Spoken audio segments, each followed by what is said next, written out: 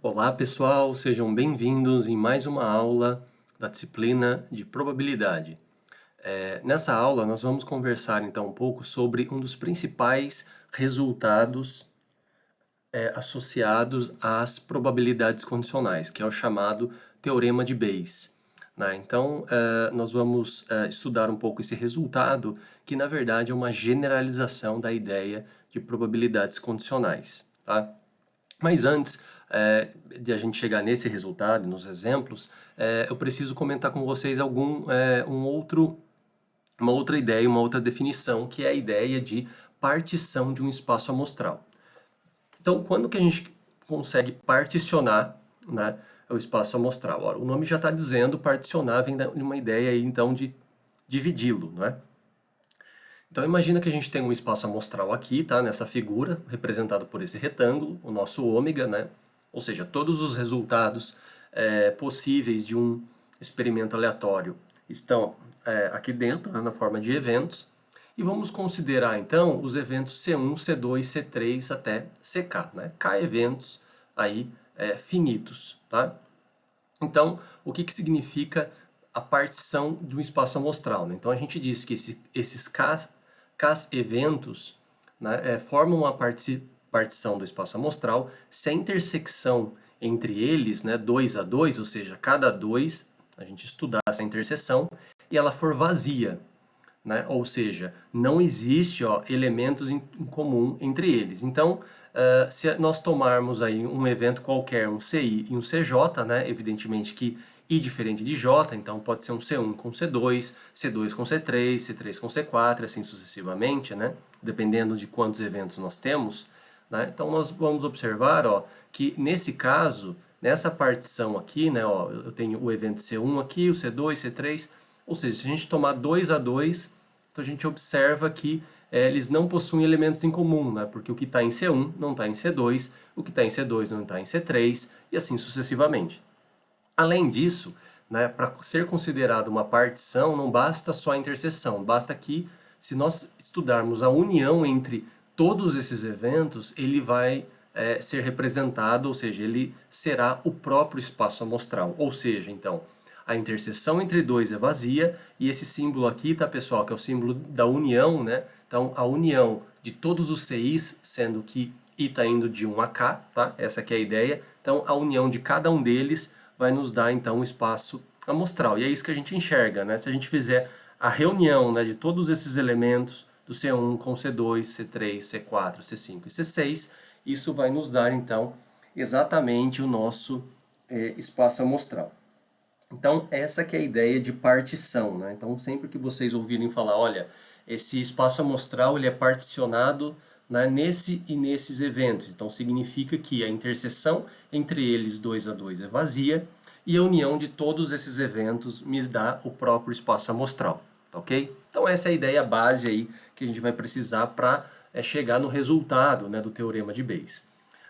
Só lembrando que o Teorema de Bayes, né, é uma forma de resolução de problemas associados a probabilidades condicionais, e nós não necessariamente precisamos de toda a sua expressão de cálculo de probabilidade. Vocês vão ver que no exemplo eu vou dar duas soluções. Uma solução por meio da construção, né, vamos dizer, da fórmula do cálculo do teorema de Bayes, e a outra um puro raciocínio sem utilizá-lo, tá? Então, qual é a ideia então desse teorema, né?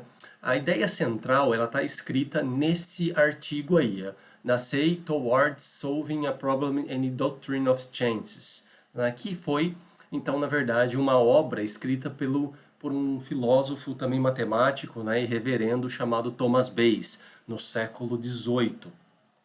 Thomas Bayes, então, ele é um dos principais personagens, né, dessa época que tenta introduzir a ideia de probabilidade indutiva, né? Ou seja, a ideia de que você consegue, por meio de uma certa lógica, né, vir calcular, então, probabilidades, né? Porém, a sua obra, ela foi publicada em 1900, somente em 1900, somente em 1763, pelo seu amigo, né, chamado Richard Price, pois Thomas Bayes ele morreu antes, né? Ele morre em 1761.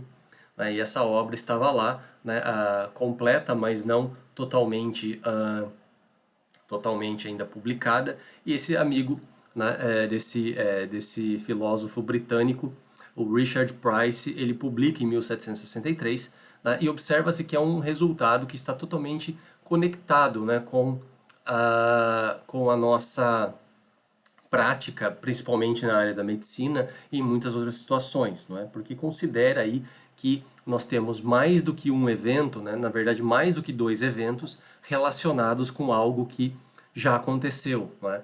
Então, a prática médica, o diagnóstico médico está muito associado à ideia do teorema de Bayes, né? Então, por exemplo, quando um paciente vai a algum médico, né, ele pode dizer, o médico pergunta o que ele está sentindo e ele fala, por exemplo, ele diz que teve febre, né? Então, estou sentindo febre. E o médico tem N possibilidades aí, né? Você pode se perguntar qual é a probabilidade de ele ter uma doença A, B, C ou D, dado que ele tem febre. Então tem uma porção de possibilidades. E evidentemente que o médico precisa de mais informação. Então, a partir do momento que o paciente vai dando informação ao médico, ele vai o quê? Diminuindo, né, o rol aí de possibilidades, né? Então é como se ele falasse, olha, eu também senti dor de garganta, né? Ter febre. Então, o médico pode pensar qual é a probabilidade, então, desse paciente já ter, por exemplo, uma infecção, né, uma amidalite, enfim, dado que ele teve dor de garganta e teve febre. Então, ele vai diminuindo o leque, né? Então, a ideia da prática médica de chegar a um diagnóstico mais preciso, né, com uma alta probabilidade, está totalmente baseada na ideia do teorema de Bayes, né, que é dado algumas informações, ou seja, eventos que já ocorreram, ou que a gente já sabe, né, qual é a probabilidade de um certo diagnóstico e assim sucessivamente, tá? Então essa que é a ideia. A gente observa que esse resultado do teorema de Bayes, ele foi demonstrado, né, de uma forma mais formal por Laplace já no século XIX, né, após os seus estudos sobre as definições clássicas, né, a definição clássica de probabilidade, depois com a vinda da definição frequentista, Laplace acabou demonstrando, né? Então, muitos autores mais antigos acabam dizendo que é um teorema chamado de Bayes-Laplace, né? Porém, ficou-se muito agregado ao nome de Bayes, porque a ideia central foi dele, evidentemente, né? Laplace somente o demonstrou de uma outra maneira mais formal. Tá? E, evidentemente, que depois, quando a matemática teve aquela revolução probabilística, né? Ou seja, aquela formalização da teoria da probabilidade de uma forma mais rigorosa, né? A gente observa que esse resultado pode ser demonstrado de uma maneira mais formal pelos axiomas de Kolmogorov, né? Aqueles axiomas de probabilidade. Tá? E em meados dos anos 50, né, já no século 20, essa ideia do teorema de Bayes introduziu uma nova interpretação no conceito de probabilidade, que é a probabilidade ser vista como um grau de crença de um certo acontecimento, de um certo evento, né? Que surgiu então a ideia do conceito de probabilidade subjetiva, né? Ou conceito subjetivo de probabilidade, em que muitos probabilistas e estatísticos criticavam a definição frequentista pelo fato dos experimentos não poderem ser repetidos, né? E isso abriu um leque, né, de uma nova forma de se fazer inferência, né? Não será a inferência que vocês vão estudar, né, posteriormente a essa disciplina, que é a inferência clássica, mas é uma outra inferência chamada de inferência bayesiana, que a sua base está a partir do teorema de Bayes, tá? Ok, pessoal, então vamos ver do que se trata o teorema de Bayes, né?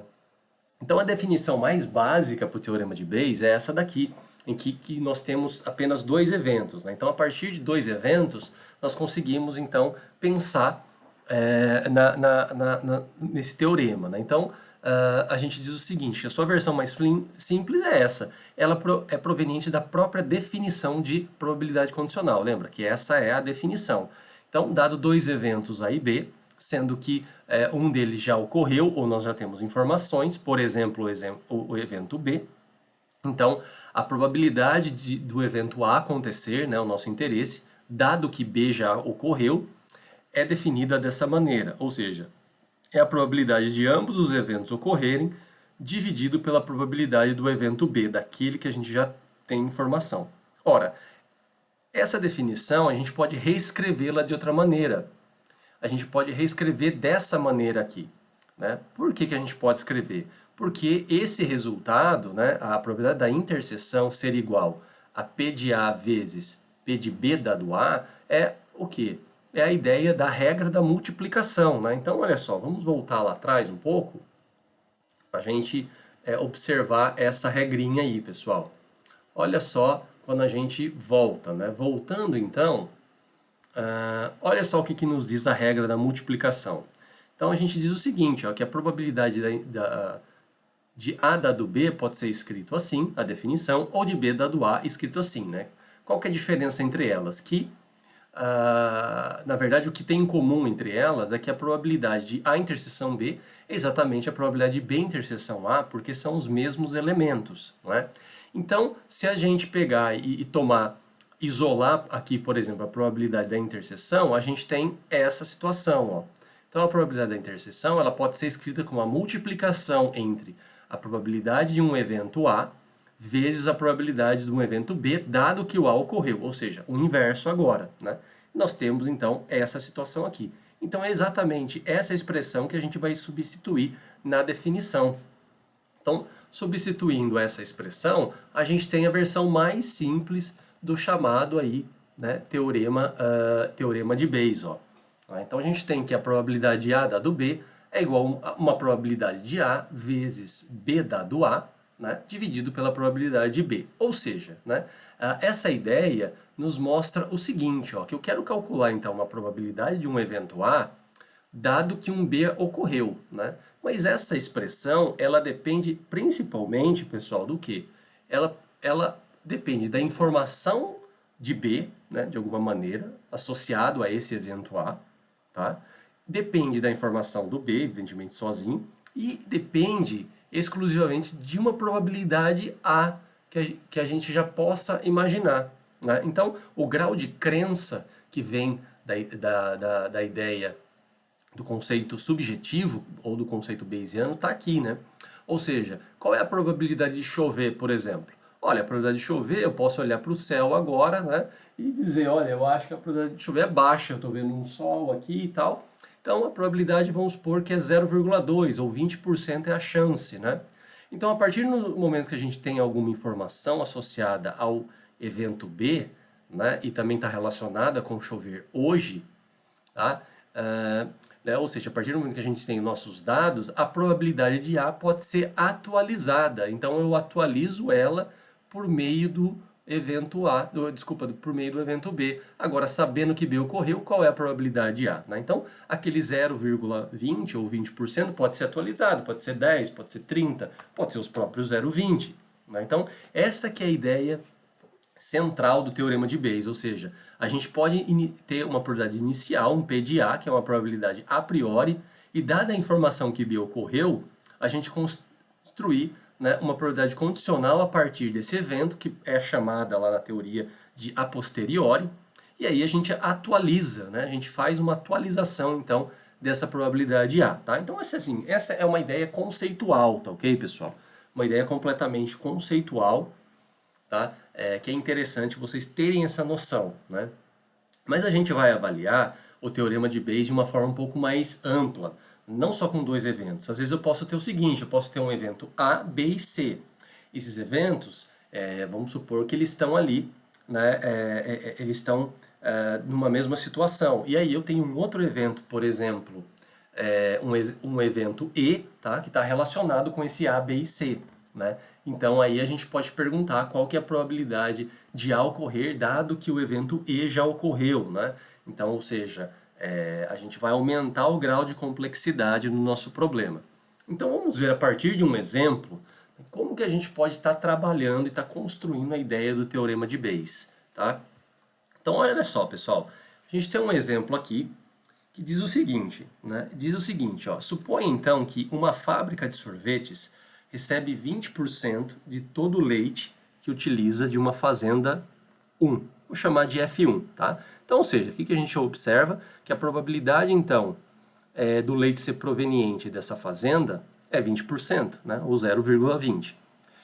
Por outro lado, 30% de todo o leite vem de uma fazenda F2 e 50% de uma fazenda F3. Né? Então essas são as informações da quantidade de leite, né, que que esse fabricante de sorvete recebe por cada fazenda. O que mais? Além disso, um órgão de fiscalização ele está inspecionando essas fazendas, né? E ele observou que o seguinte, que de 20% do leite produzido pela primeira fazenda, é, é, esse leite estava adulterado por adição de água. Né? Então, ou seja, 20% do leite produzido por F1 está adulterado. Enquanto que para F2 e F3 a proporção era de 5% e 2%. Né? Então o cara foi lá fiscalizar e observou exatamente que para uma parte desse leite, né, tá adulterado nas 3 fazendas, né? Então a ideia agora é a seguinte, né? Então o que a gente sabe, né? Vamos pensar que na indústria de sorvetes os galões de leite, né, quando o fabricante recebe, são armazenados então em um refrigerador sem identificação das fazendas. Tá? Vamos imaginar isso. Né? Então a pergunta é, qual é a probabilidade do leite ser proveniente da fazenda 1, dado que ele está adulterado? Então observe, uma probabilidade condicional. Nós já sabemos que o leite está adulterado. Então vejam só, a gente tem 3 eventos, né? Ou seja, o leite ser da fazenda 1, da fazenda 2, da fazenda 3. E a gente tem um outro evento, que é o evento leite estar adulterado, que está relacionado com esses 3 eventos aí, né? Ou seja, porque a gente sabe que tem leite adulterado que vem da fazenda 1, que vem da 2 e que vem da 3. Então a pergunta agora é, qual é a probabilidade do leite ser proveniente da fazenda 1, dado que o leite está adulterado? Tá? Então é uma probabilidade condicional. Então vamos ver como que a gente resolve isso. Tá? Primeiro de tudo, pessoal, vamos definir então alguns eventos desse problema. Então eu vou chamar de F1, evidentemente, o leite utilizado da fazenda 1. E a informação que a gente tem é que a probabilidade então do leite vir do F1 é 0,20, é 20%, é isso que a gente sabe. Agora, o que a gente quer calcular, na verdade, é justamente isso, né? Qual que é a probabilidade, então, do leite ser proveniente da fazenda 1, mas agora sabendo que ele está adulterado? Porque esses 20% é o total de leite que vai para a fábrica, né? Para o fabricante. Então, ou seja, a gente vai atualizar essa probabilidade. Né? Será que é 20% mesmo? Será que é maior? Será que é menor? Né?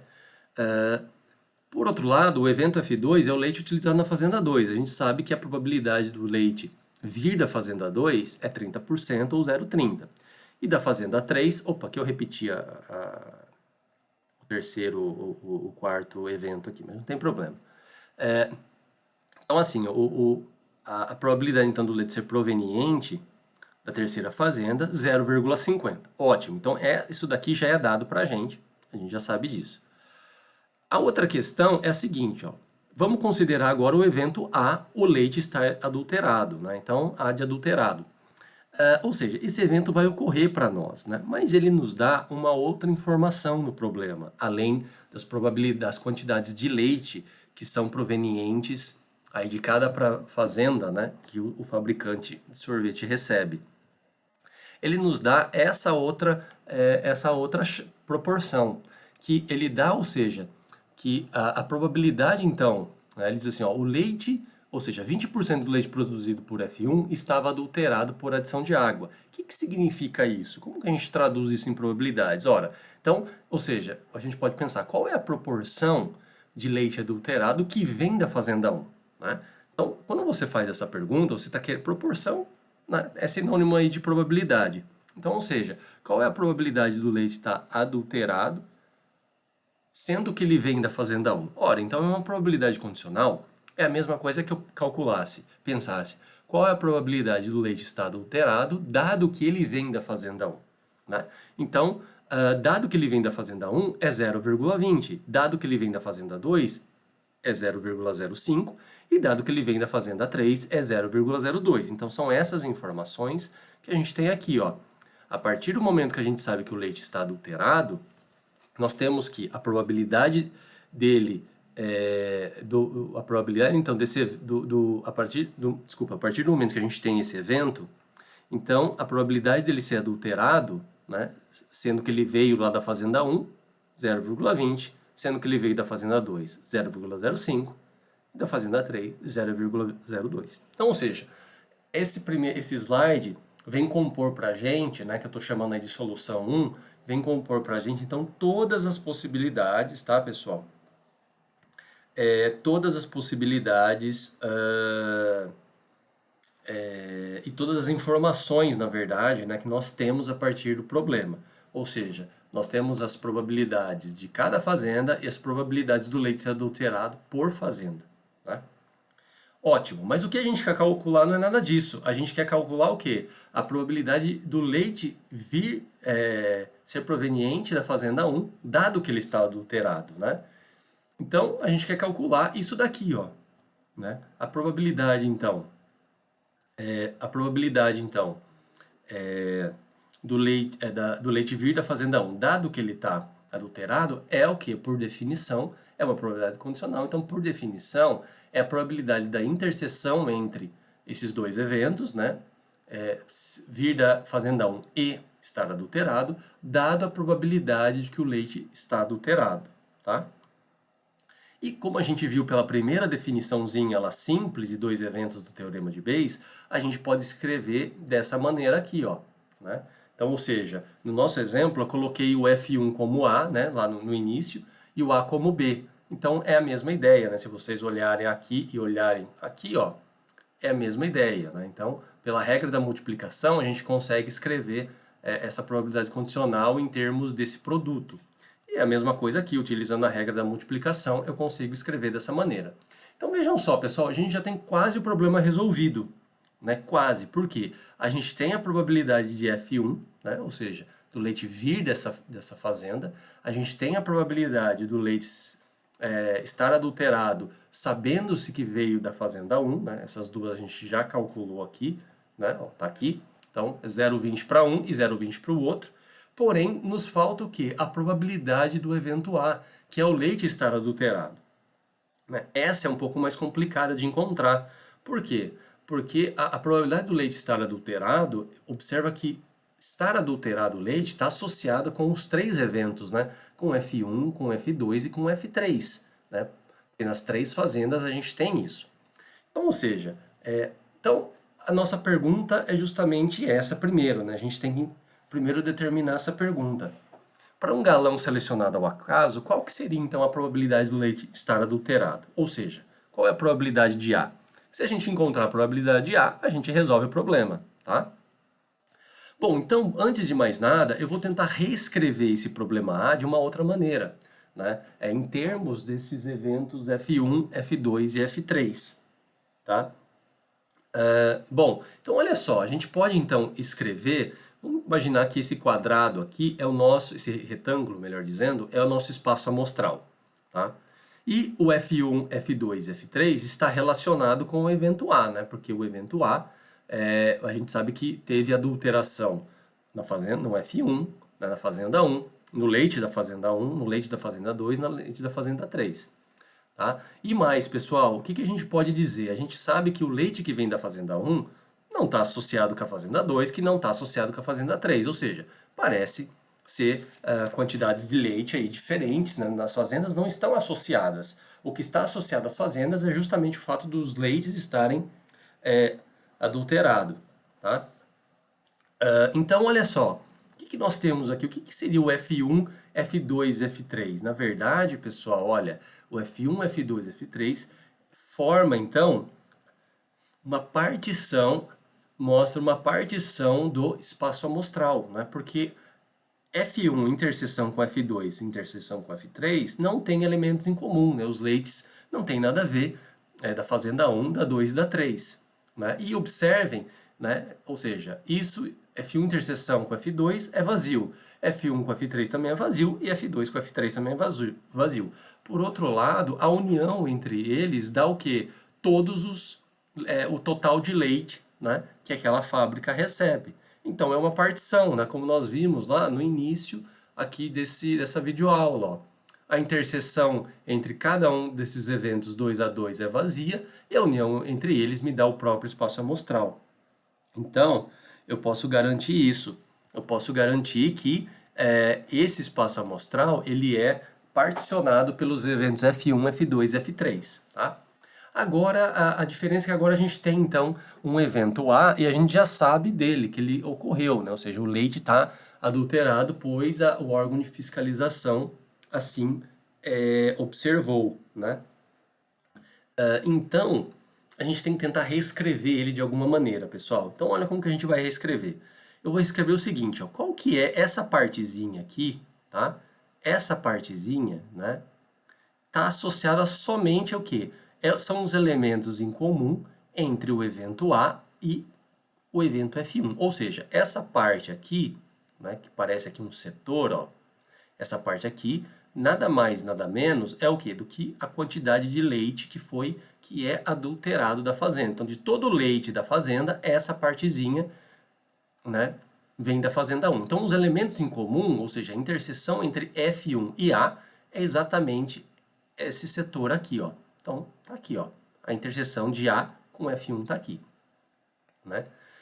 Por outro lado, qual é a quantidade, onde que está representada aqui, né, a quantidade de leite que está adulterado na fazenda 2? Ora, é justamente essa parte aqui, né?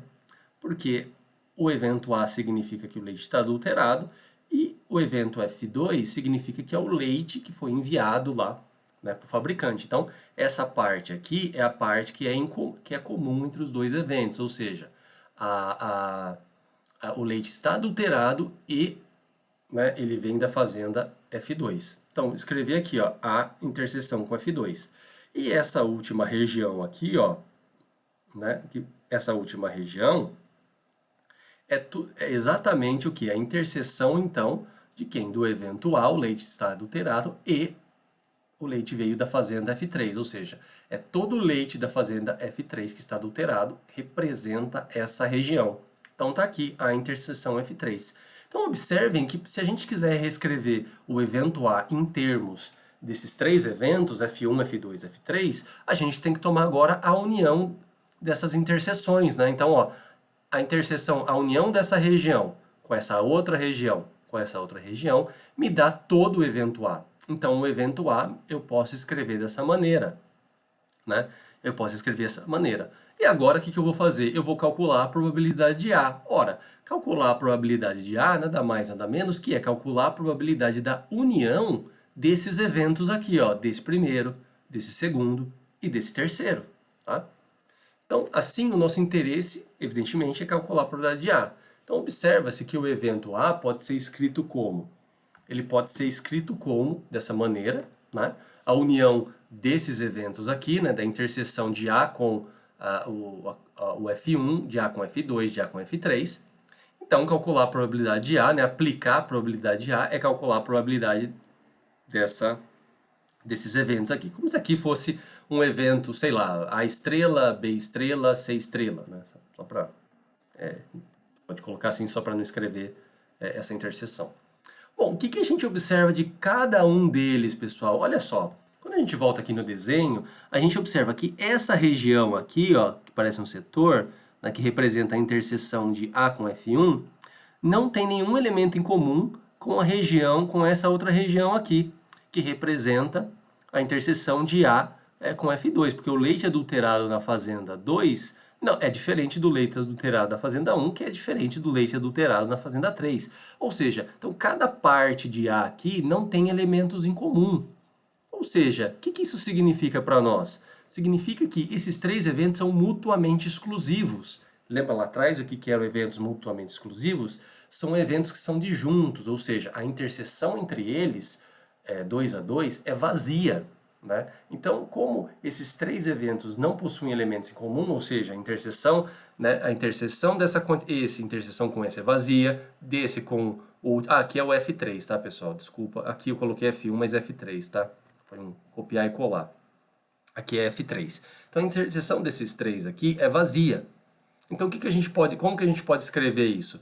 A gente pode escrever, então, a probabilidade, então, dessa união é igual à probabilidade desse evento, né? A probabilidade desse evento mais esse, dessa maneira aqui, tá? Aqui, pessoal, só observem que é um F3, tá? Foi um copiar e colar. Então, aqui, ó, é a interseção F1, a interseção F2 e a interseção F3, tá? Para os slides eu vou alterar, mas para o vídeo vai ficar assim, tá bom, pessoal? Bom, o que a gente pode fazer agora, pessoal? A gente pode escrever essa probabilidade da interseção como nós fizemos aqui no início, ó. Escrevendo dessa maneira aqui, ó. Escrevendo no formato pela regra da multiplicação, por esse produto. Então, vou escrever que a probabilidade de F1 interseção AA é igual a esse produto, ó, a probabilidade de um F1 vezes A dado F1. E aí, o que a gente tem, ó? Então, a gente tem essa situação, ó. Então, fica a probabilidade do F1 vezes A dado F1, né? Que é essa daqui. Esse outro aqui fica o quê? A probabilidade do F2 vezes a probabilidade de A dado F2. E esse aqui vai ficar lá a probabilidade do F3 vezes A dado F3. Então, fica dessa maneira. Ora, mas esses resultados nós temos, né? Essas probabilidades nós já temos, que são exatamente essas daqui, ó. Tá? Que são essas três primeiras e essas três últimas. Então aí é só substituir e calcular. Ora, substituindo, então nós temos aqui 0,20 vezes 0,20, mais 0,30 vezes 0,05, mais 0,50 vezes 0,02, né? E a probabilidade, então, do leite estar adulterado é aproximadamente aí, né, 0,065, ou seja, a gente sabe que 6,5% do leite que vem do leite que está naquela fábrica, né, está adulterado, tá? Então tem 6,5% aí. Agora, para calcular a probabilidade inicial, né, que era essa daqui, ó, qual é a probabilidade então do F1 dado A, né?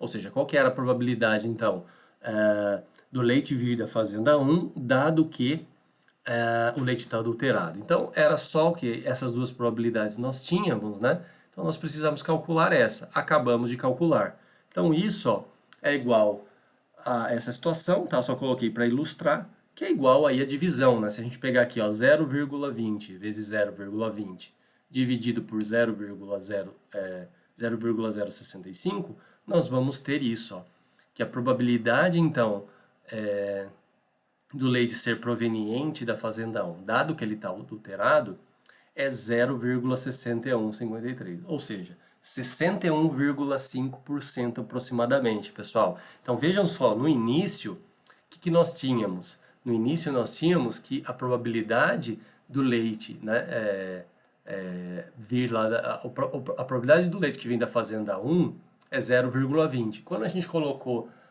uma informação de que parte desse leite pode estar adulterado, então a gente sabe que a probabilidade que vem de F1, mas sabendo que ele está adulterado, já vai para 60%, né? Porque é uma probabilidade relativamente alta, né? 20% do leite dele está adulterado, tá? Então essa aqui é a solução, pessoal. Então essa é a ideia do teorema de Bayes. Então observem essa fórmula aqui, que eu quis fazer questão de deixá-la aqui, que é o seguinte: essa fórmula aqui, ela vai estar associada, a gente poderia agora estender para N eventos, né? Ou K eventos. Ou seja, se eu aqui eu tenho três eventos, F1, F2, F3, relacionando com A, com o evento que já ocorreu. Se eu tivesse quatro, então seriam o quê? Quatro probabilidades aqui, né? Associadas com o A. Se eu tivesse 5, então seriam 5 somas. 6 somas. Se eu tiver N, será quanto? N somas. Então essa é a ideia do teorema de Bayes, assim que a gente chega na fórmula, tá? Então, a fórmula, generalizando o resultado, a gente tem o seguinte, então, se os eventos C1 a Cn são partição do espaço amostral, ou seja, composto dessa situação, né? E considerando um evento A, que também pertence lá, né, é um subconjunto do espaço amostral, e supondo conhecidas, então, as probabilidades isoladas de cada evento acontecer e a probabilidade de A dado cada CI aí acontecer, né? Ou seja, se mais ou menos dessa maneira, né? Eu tenho C1, C2, C3, C4 e assim sucessivamente até o enésimo, e tendo um evento A que está associado a esses eventos aí, né?